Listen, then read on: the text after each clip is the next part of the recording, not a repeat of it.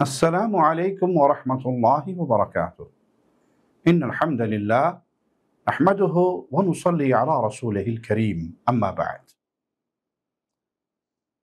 تھوڑی دیر پہلے social media پر ایک ویڈیو دیکھنے کا اتفاق ہوا جس میں ایک لڑکی اور لڑکے کو کسی پہاڑی علاقے میں کچھ لوگ کھڑا کر کے گولیاں مار دیتے ہیں، اور جس کی تفصیل یہ سامنے آئی کہ انہوں نے پسند کی شادی کی تھی۔ تو پیارے بھائی، دو مسئلے یاد رکھیے اس حوالے سے۔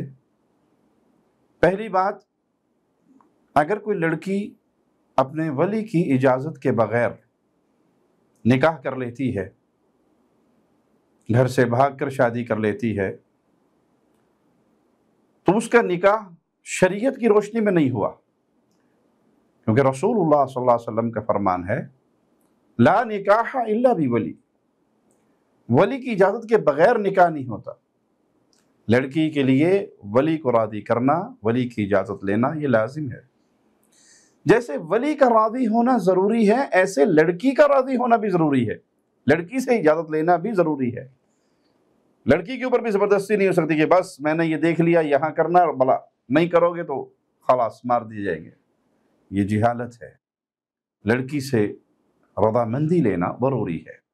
اسی طرح لڑکی کا اپنے باپ کو، اپنے ولی کو راضی کرنا، اور جس کا کوئی ولی نہیں تو پھر اس کا سلطان ولی ہے، وہ اپنی ولایت میں اس کا نکاح کروائے گا۔ تو یہ جو بھاگ کر نکاح کرتی ہیں، یہ ان کا نکاح نہیں ہے۔ اسی طرح رسول اللہ صلی اللہ علیہ وسلم کا ایک اور فرمان ہے، اگر کوئی عورت نکاح کر لیتی ہے اپنے ولی کی اجازت کے بغیر فَنِكَاحُهَا بَاطِلٌ فَنِكَاحُهَا بَاطِلٌ فَنِكَاحُهَا بَاطِلٌ، 3 دفعہ رسول اللہ صلی اللہ علیہ وسلم نے فرمایا اس کا نکاح باطل ہے۔ ایک مسئلہ تو یہ یاد کر لیں، اگر کوئی ایسا کر لے تو یہ اس کی سزا نہیں ہے جو دی گئی ہے۔ آپ کو قتل کرنے کا اختیار نہیں ہے، نہ لڑکی کو نہ لڑکے کو۔ انہوں نے اپنی پسند سے شادی کی،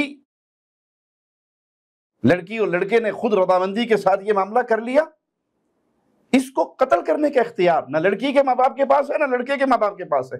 یہ جو غیرت کے نام پہ قتل ہے، یہ جہالت ہے، یہ دین اسلام سے دوری ہے۔ قتل کے لیے اسلام کے اندر شرائط ہے، اس کو قتل کیا جائے گا جس کے یہ جرم ہو۔ ان جرم کے اندر یہ جرائم موجود نہیں ہیں جس کی بنیاد پر آپ انہیں قتل کر رہے ہیں، اور اپنی مونچھوں کو تاؤ دے کر کہتے ہیں جی ہماری غیرت کو للکارا گیا۔ یہ جھوٹی غیرت ہے، یہ جہالت کی غیرت ہے۔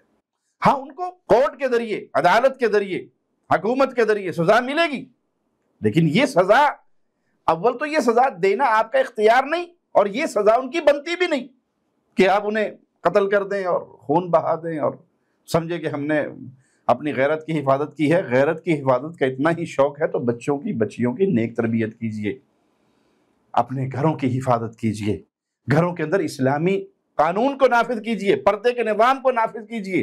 یہ بے حیائی کے جو آلات اپنی بیٹیوں کو دیے ہیں، جو اس نتیجے تک پہنچ جاتی ہیں، یہاں پہنچانے والی اکثریت والدین ہوتے ہیں جنہوں نے اپنے گھر کے اندر بے حیائی اور بدکاری کے تمام اسباب مہیا کر رکھے ہیں، اور جب بیٹی ان کو استعمال کرتے کرتے آخری سٹیج پر پہنچ جاتی ہے تو پھر بھولی بھٹکی غیرت یاد آتی ہے اور اٹھ کے آپ گولیاں مارنا شروع کر دیتے ہیں۔